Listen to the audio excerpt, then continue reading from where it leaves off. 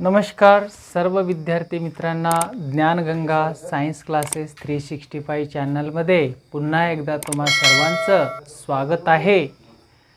तर विद्यार्थी मित्रांनो, आपण गेल्या पिरियडमध्ये वनस्पती, जीवसृष्टी आणि समपृष्ठ रज्जू या प्रकरणाविषयी सुरुवात केलेला आहे आणि त्याच्यामधलं वनस्पती जीवसृष्टीमध्ये आपण बघितलेलं आहे की अवाहिनीवंत वनस्पती आणि वाहिनीवंत वनस्पती. अवाहिनीवंत वनस्पतीमध्ये प्रकाशऊती आणि परिकाष्ठऊती आढळत नाहीत. त्याच्यामध्ये बहुपेशीय शैवाल याविषयी आपण खूप चांगल्या पद्धतीने माहिती मिळवलेली आहे.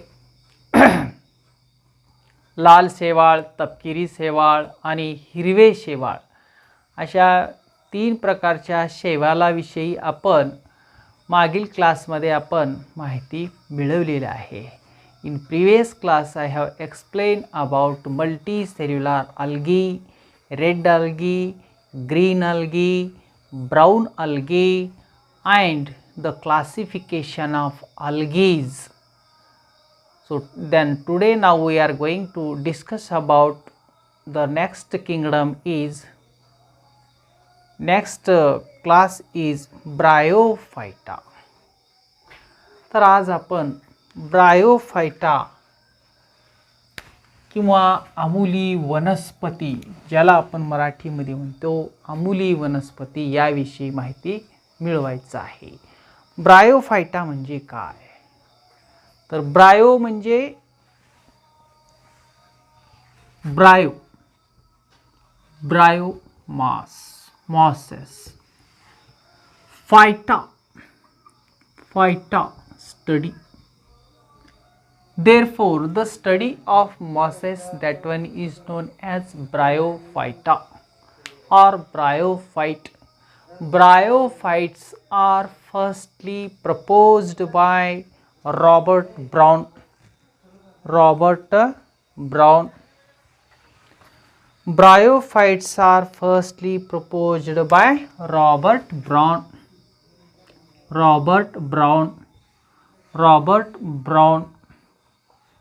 isn't it? So now we are going to discuss about what are the general characteristics of bryophytes. So the first characters of the bryophytes, it includes the various mosses and liverwort. They are found in moist area, damp area, humid area and shaded area. So that's why the bryophytes are also called as amphibian of the plant kingdom, because of they are plants can live in soil and but they are depend upon the water for the sexual reproduction. That's why the bryophytes plants are called as a amphibian plant. Which plant? Amphibian plant. So firstly, now we are going to discuss about, I have explained in previous class, the following concepts are very important to remember it. First is habitat. Then next one is structure. Next one is nutrition, and next one is reproduction, and last one is economic import. So these are the 5 points are very important in this plant kingdom. So now we are going to discuss about general characteristics. Just I have explained about the habitat of bryophytes. So the first very important question, why the bryophytes are called as a amphibian plant? Then because of the plants can live in soil but depend upon the water for the sexual reproduction. That's why the bryophytes are called as a amphibian plant, isn't it? Next, mainly plant bodies are haploid gametophyte. Which gametophyte? Haploid gametophyte. Then mainly now first तर आपण या ठिकाणी अमूली वनस्पतीविषयी माहिती मिळवत आहोत. तर विद्यार्थी मित्रांनो, पावसाळ्यामध्ये झाडाचे खोड, कंपाऊंडचे ओलसर भिंत व दगड यांच्यावर हिरव्या रंगाच्या काही गलिचा वाढलेला तुम्ही बघितला असेल आणि त्या गलिचाचा बारकाईने निरीक्षण केले तर ती अतिशय सूक्ष्म वनस्पती अशी दिसून येते. याचे सर्वसाधारण नाव मॉस आहे. कोणती वनस्पती आहे ती? मॉस वनस्पती आहे.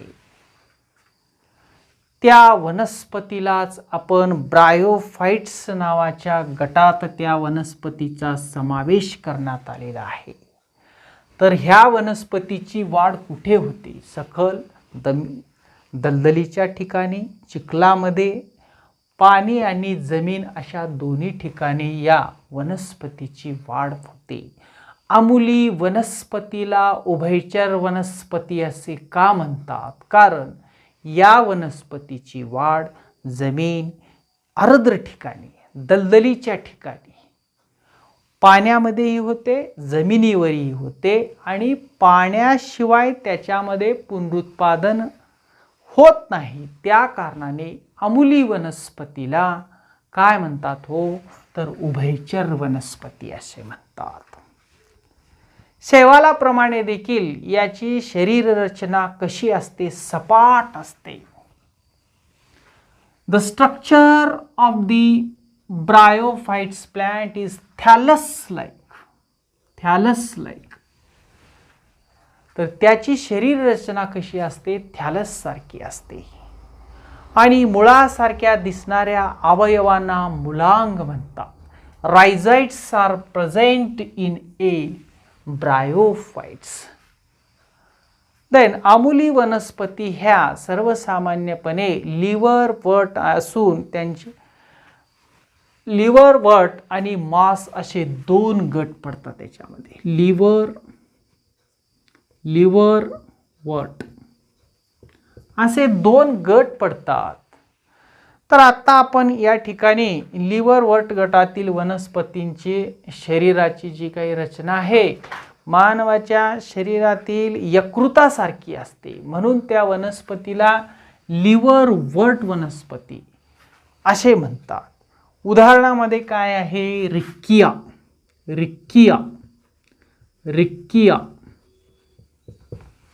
रिक्किया आहे. त्याच्यानंतर मार्कॅन्शिया आहे, फ्युनारिया आहे,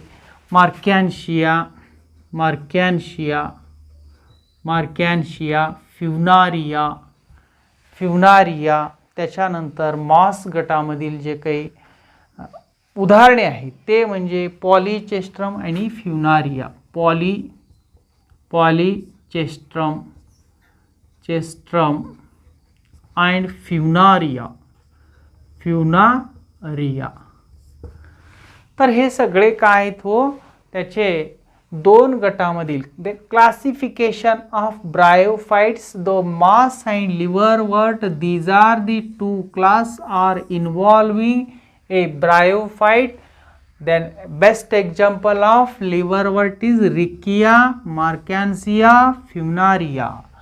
And the best example of moss is polychestrum and funaria.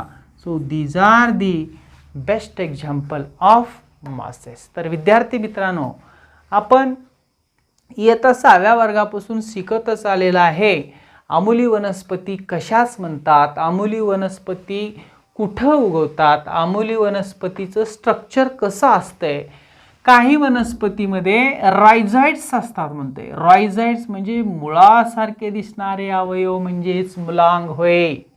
तर आपण दोन कॉन्सेप्ट बघितलं. तर हे सामान्यपणे आपण जर बघितलं तर ह्या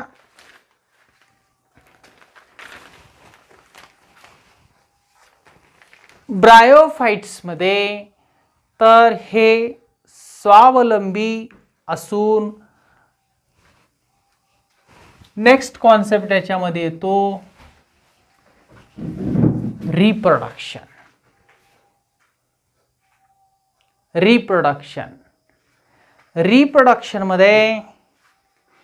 रिप्रोडक्शनमध्ये इथे पुरुष युग्मके आणि स्त्री युग्मके या दोन घटकामार्फत लैंगिक प्रजनन होते. कसले प्रजनन आढळते याच्यामध्ये? रिप्रोडक्शन कसे होते? सेक्झुअल रिप्रोडक्शन होते. सेक्झुअल reproduction it involving a male gamete and female gamete to develop into the zygote or embryo sac, so that one is known as a sexual reproduction, isn't it? आमुली वनस्पतीमध्ये लैंगिक प्रजनन आढळते. जसे की आता हे समजा इथे मेल गॅमेटोफाइट, मेल सेक्स ऑर्गन आणि फिमेल सेक्स ऑर्गन कोणकोणते आहेत? जसे की मेल सेक्स ऑर्गन किंवा मेल सेक्स ऑर्गन एंथेरिडिया नावाचे antheridia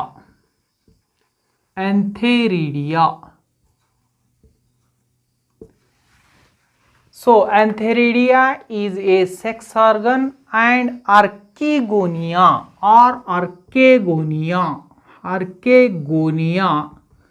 so this is the female sex organs are involving for the sexual reproduction process. तर आमुली वनस्पतीमध्ये पुनरुत्पादन कसे घडते? तर आमुली वनस्पतीमध्ये पुनरुत्पादन घडत असताना एक मेल सेक्स ऑर्गन ज्याला आपण पुरुष युग्मके किंवा पुंयुग्मके म्हणतो ते म्हणजे एंथेरिडिया आणि एक स्त्री युग्मक आहे ते स्त्री युग्मक म्हणजे आर्केगोनिया. या दोघाचा संयोग होऊन झायगोटची निर्मिती होते. एवढंच नसून या आमुली वनस्पतीच्या जीवनचक्रामध्ये गॅमेटोफाइट आढळते. म्हणजे गॅमेटोफाइट व स्पोरोफाइट्स अशा दोन पिढ्या आढळतात. म्हणजे तेच गॅमेट्स तयार करणे आणि स्पोराइट्स तयार करणाऱ्या ह्या अँथेरिडिया आणि आर्केगोनिया हे दोन पिढ्या आहेत. तर गॅमेटोफाइट प्रकाश संश्लेषण क्रियेद्वारे अन्न तयार करून, कसल्या क्रियेद्वारे? गॅमेटोफाइट प्रकाश संश्लेषण क्रियेद्वारे अन्न तयार करून एक गुणित बीजाणू म्हणजेच haploid number, plant body haploid gametophyte लैंगिक प्रजननामध्ये निर्माण झालेल्या युग्मकाची झायगोट मध्ये रूपांतर करते. Zygote, isn't it? नंतर स्पोरोफाइट्स चे अर्धसूत्रण विभाजन होते आणि एक गुणित हॅप्लॉइड. बघा इथं आपण जर वनस्पतीचे जीवनचक्र जर बघितलं तर हॅप्लॉइड नंबर दाखवायचे आहेत आपल्याला.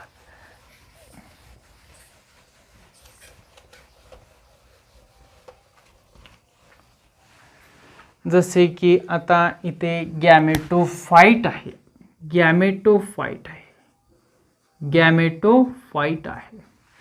गॅमेटोफाइट मध्ये काय होते? एक गुणित गॅमेटोफाइट.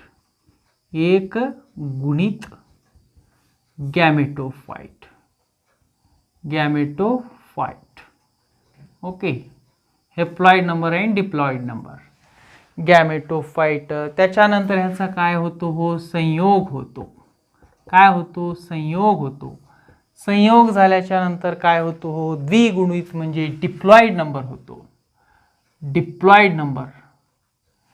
त्याच्यानंतर काय होते हो, स्पोराइट किंवा सॅप्रोफाइट.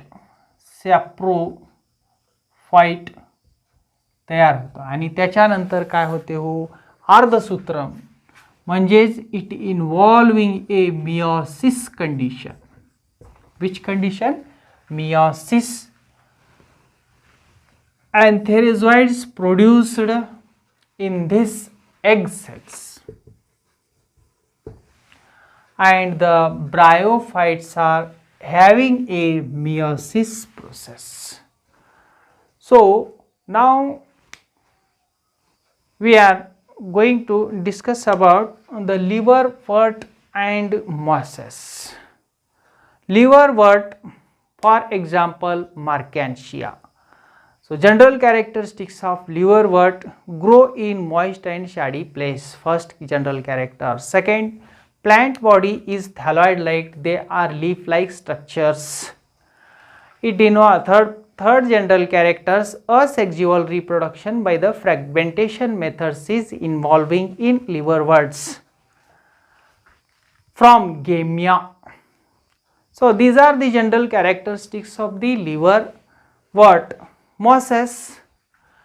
The general characteristics of mosses: number 1 is prodominant stage are involving in the mosses.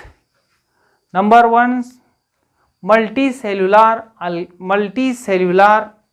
soil and rhizoids are having a mosses. The vegetative by the process of the fragmentations are budding in protonema. So these are the general characteristics of the mosses. Because of the liverwort and mosses, they have two classifications of the bryophytes plant. So this is the reproduction in bryophytes.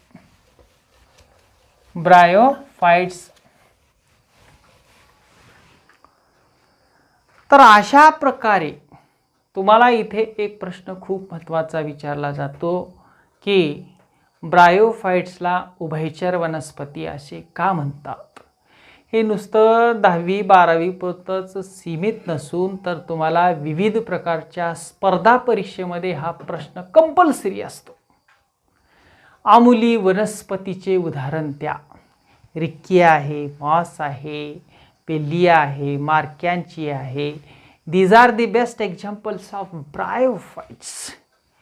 आमुली वनस्पतीला उभयचर वनस्पती असे का म्हणतात. सगळ्यात महत्त्वाचं, आमुली वनस्पतीमध्ये सेक्झुअल reproduction घडून येते. तर सेक्झुअल रिप्रोडक्शनमध्ये मेल एक गुणित गॅमेटोफाइट आणि द्विगुणित स्पोरोफाइट अशामध्ये मेल सेक्स ऑर्गन्स ज्याला आपण अँथेरिडिया म्हणतो आणि फिमेल सेक्स ऑर्गन म्हणजेच आर्किगोनिया म्हणतो. So these are the two gametes are involving a bryophytes. Then last concept, आर्थिक महत्त्व काय. What are the economic importance of bryophytes. तर आमुली वनस्पतीचं एक महत्त्वाचं असं आर्थिक महत्त्व आहे. नंबर 1, फुलाचे पॅकिंग करण्यासाठी मॉस वनस्पती वापरतात. की एखाद्या झाडामध्ये किंवा एखादी झाड लावण्याचं जे कुंड आहे किंवा एखादं फुटलेलं बकेट आहे त्यामध्ये तुम्ही झाड लावलात असं कल्पना करा आणि त्या झाडामध्ये किंवा त्या झाडाला दीर्घकाळ पाणी किंवा ओल्लं टिकवण्यासाठी, आर्द्रता टिकवून ठेवण्यासाठी मॉस वनस्पतीचा उपयोग केला जातो. इतकंच नसून मॉसमुळे जमिनीवरच्या भरगच्च गलीचा तयार होतो आणि त्याची झीज होऊन त्याची काय होते हो, माती तयार होते. जर समजा तुमच्या शेतामध्ये किंवा घरामध्ये घराच्या बाहेरल्या बाजूमध्ये किंवा ओलसर जमिनीवर किंवा दगडाच्या ठिकाणी किंवा तुमच्या कंपाऊंड वॉलवर जर पावसाच्या प्रादुर्भावामुळे जर जास्त पाऊस पडलेला असेल, तिथे जर मॉस नावाच्या वनस्पतीची वाढ झालेली असेल, तर काही दिवसाच्या नंतर म्हणजे उन्हाळा आल्याच्या नंतर ती वनस्पती काय होते, कुजते. कुजून त्याचे रूपांतर माती होते. म्हणजे याचा अर्थ असा आहे की मातीचा कसदारपणा किंवा मातीची निर्मिती होण्यासाठी देखील मॉस वनस्पतीची लागवड केली जाते. तर अशा प्रकारे विद्यार्थी मित्रांनो, हे आमुली वनस्पतीचे आर्थिक महत्त्व आहेत. तर या आपण अशा प्रकारे या आमुली वनस्पतीविषयी माहिती मिळवलेला आहे. जर या शिकवलेल्या भागापैकी काही शंका असेल तर तुम्ही मला ज्ञानगंगा सायन्स क्लासेस 365 चॅनलमध्ये कमेंट बॉक्समध्ये कमेंट करू शकता. आणि आपण या ठिकाणी थांबूया आणि जो काही राहिलेला भाग आहे तो आपण पाहूया पुढील तासिकेमध्ये. तोपर्यंत तुम्हा सर्वांना नमस्कार, धन्यवाद, जय हिंद.